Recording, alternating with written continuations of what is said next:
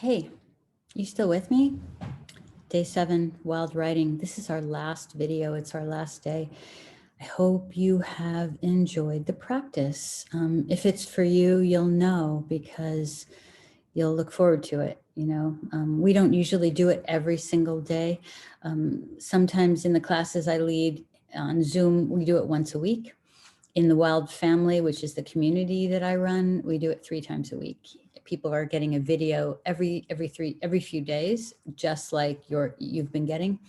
They get it Monday, Wednesday, and Friday, and they write just as you've been writing. And then we have a Facebook page where people can share. And then every other Monday, we get together live and we write. So there are many ways to do this. You've just had an experience of writing for 7 days. So I hope it served you and been interesting for you.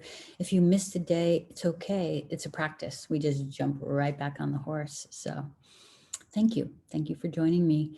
I wanted to leave you with something today, just a kind of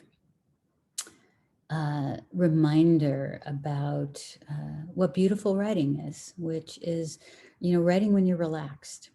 That, in my mind, is what we're up to here in Wild Writing.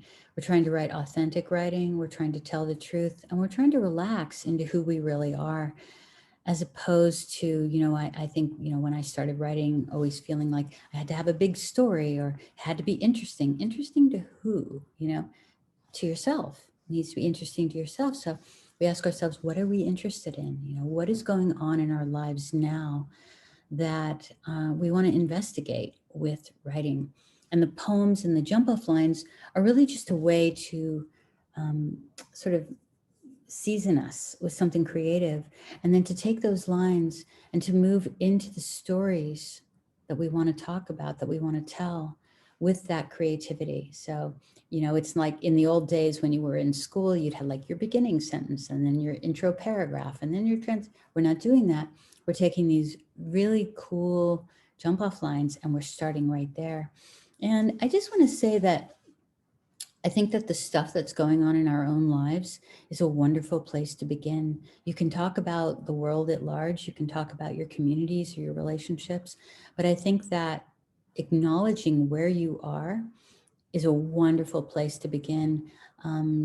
Again, using the material from our real lives is beautiful. It's really beautiful. And then you're doing sort of the deep work of talking to yourself or speaking to your own soul, And so that's what the wild writing can really help you do.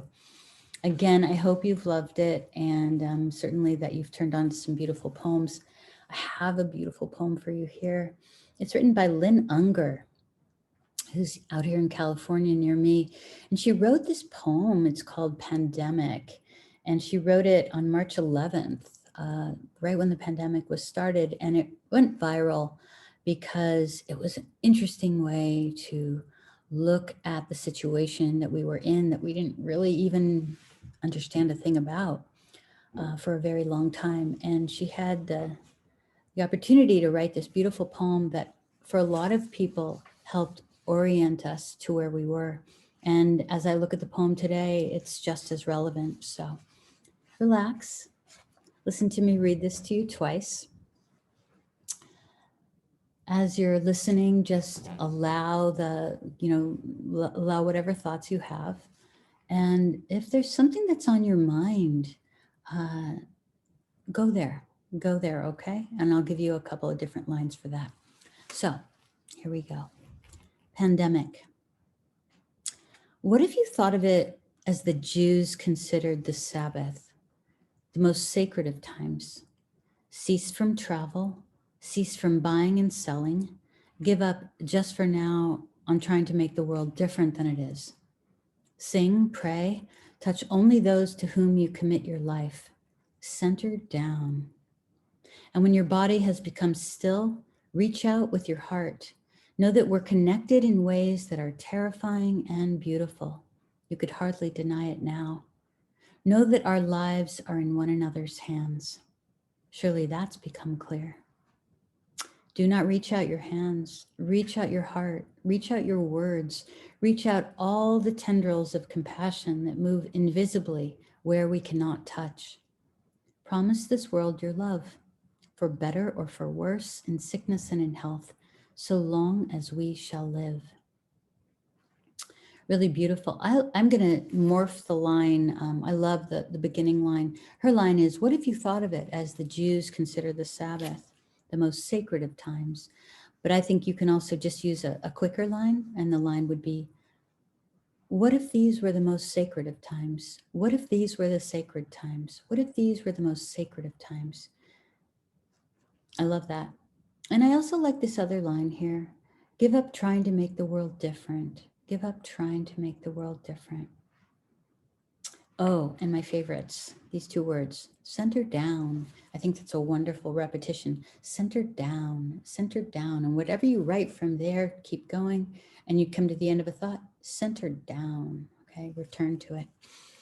You are always welcome to hear your own lines in here. And you can start wherever you like. Let me read it to you one more time. This is the last reading of our 7 days. Pandemic. What if you thought of it as the Jews consider the Sabbath, the most sacred of times? Cease from travel, cease from buying and selling, give up just for now on trying to make the world different than it is. Sing, pray, touch only those to whom you commit your life. Center down. And when your body has become still, reach out with your heart. Know that we are connected in ways that are terrifying and beautiful.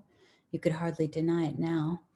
Know that our lives are in one another's hands. Surely that has become clear. Do not reach out your hands, reach out your heart, reach out your words, reach out all the tendrils of compassion that move invisibly where we cannot touch.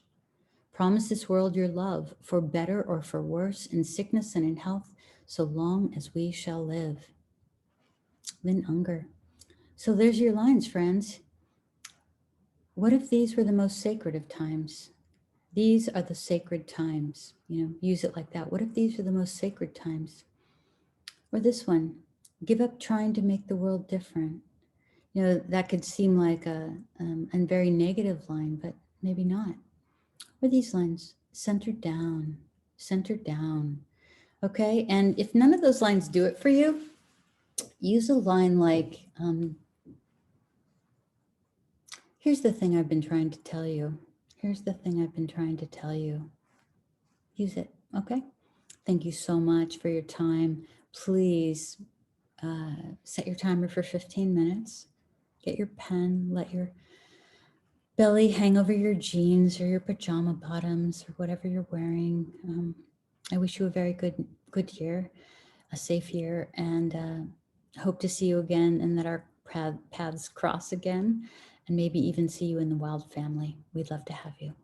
Okay, thank you so much.